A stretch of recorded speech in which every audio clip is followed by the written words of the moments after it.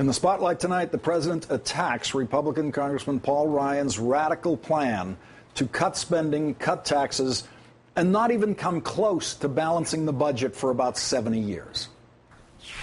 This vision is less about reducing the deficit than it is about changing the basic social compact in America.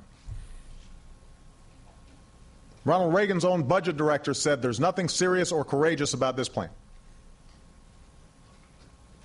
There's nothing serious about a plan that claims to reduce the deficit by spending $1 trillion on tax cuts for millionaires and billionaires. And I don't think there's anything courageous about asking for sacrifice from those who can least afford it and don't have any clout on Capitol Hill. That's not a vision of the America I know. Joining me now to discuss their visions of America are Republican Congressman Jack Kingston of Georgia and Democratic Congressman Anthony Weiner of New York. Thank you very much for joining me tonight, gentlemen. Thanks. Thank you, Lawrence. Congressman Kingston, I want you to listen to a piece that the president said where he linked Medicare and Social Security to a moral imperative. Let's listen to what the president said about that. There, but for the grace of God, go I, we say to ourselves. And so we contribute to programs like Medicare and Social Security. Congressman Kingston, I can tell you in Catholicism there are many Catholic theologians who make that linkage from that phrase to government social programs, safety net programs like this.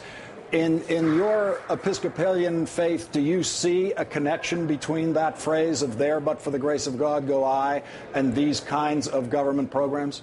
Yes, I certainly do, and I think it is important to look after those who have fallen through the cracks. But I also think it's important to make sure that those programs that have been so important for this generation will be there for the next generation, and that's why we really need to come together and maybe put politics aside for a change and say, okay, what really will work for the future? The president's budget, which he introduced last month, did not do anything to reform Medicaid or Medicare or Social Security. I think it's very important that we bring it up. I welcome the president to the table. Paul Ryan has already laid these issues on the table, and I think it is an extremely important bipartisan discussion. Congressman Weiner, your team now has a plan to rally behind. How's the rally going? Well, it's much better. You described as an attack on Paul Ryan's plan. Really what he did was describe it. Look, here's the central fact of the Medicare program. Democrats created and support it. The Republicans don't. They showed us that last year when we had a bill that would extend its life expectancy by 10 years, and not a single one of them voted for it. Now they have their budget on the table, and what does it do? It ends Medicare. Plain and simple. It says to seniors in the future, we're going to give you a coupon and allow you to go and shop around as best you can.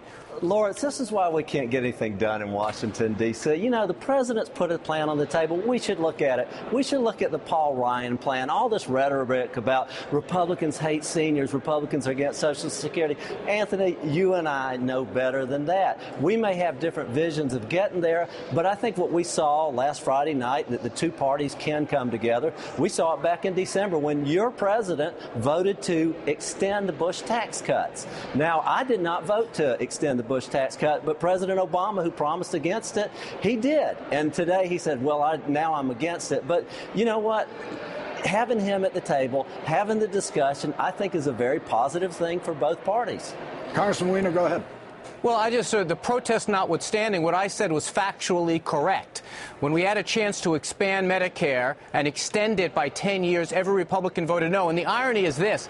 They yelled at the top of their lungs and lied through their teeth saying that Democrats wanted to slash Medicare. Now what are they doing? I'm going to say something now that is factually true and Mr. Kingston cannot deny. Under Ryan's plan, which apparently Mr. Kingston supports, we end Medicare as a guaranteed program for seniors. That's the simple facts. If you don't like it, Mr. Kingston, vote no. Anthony, you know that the Ryan plan transforms it to put market forces in there, and I know you don't like the free market. What does transform it mean? And what does that English mean? What it does is it takes it to a voucher program so that seniors can get out. And by the way, we're talking about people under 55 years old. Medicare, as we know it, will not exist because it is a path to go broke. And so you have to make some changes. And I welcome the president to the table. Remember, remember, it was the president and you Democrats who cut Medicare last year to fund Obamacare. You did cut it, $500 billion. And so that was part of, I mean, we're not going to get anywhere with all this finger pointing, though. I think it's important to say, you know what? We've got a plan that utilizes the evil private market, but it has shown to be effective, and it will bring down the cost of medicine, which we have got to do to get our hands around it, because there's no government tax level high enough to take care of Medicare on its current path. Congressman Kingston, in your privatizing Medicare plan, how much profit would be too much profit for an insurance company to make out of your private Medicare plans? If we have enough choices for seniors, just like we have choices in a lot of products all around America, we won't have to worry about anybody getting excessive profits, because everybody will be competing against each other and the market will drive the profit down. But I'll say this, if somebody can go out there and give my mom and dad better health care, and it won't be my mom and dad, they won't even be affected by the Ryan plan, it's people 55 and under.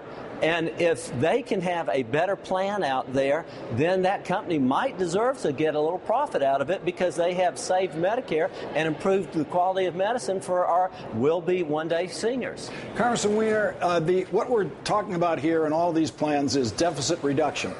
I have never seen a deficit reduction plan introduced during a so-called deficit crisis, and we've had them in the past, where that plan has a 70-year plan, a 70-year plan to get the budget into balance and not even begin to get to the national debt until at least 75 years from now.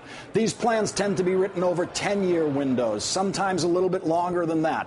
I just can't fathom why there would be any difficulty in completely embarrassing the Republicans in the House for introducing a deficit reduction plan that doesn't eliminate the deficit for 75 years.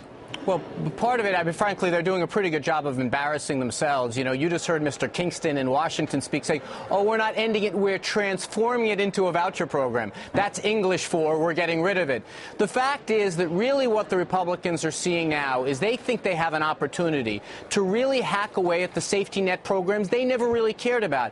I'm not saying they don't like seniors, they just don't like Medicare. I'm not saying they don't like seniors, they just don't like Social Security. I'm not saying they don't like seniors, they just don't like them to become poor or sick or have any need for care. That's the fundamental difference between Democrats and Republicans. Okay, Jack, you're going to have to stop saying my name out loud as if somehow it's going to slow me up.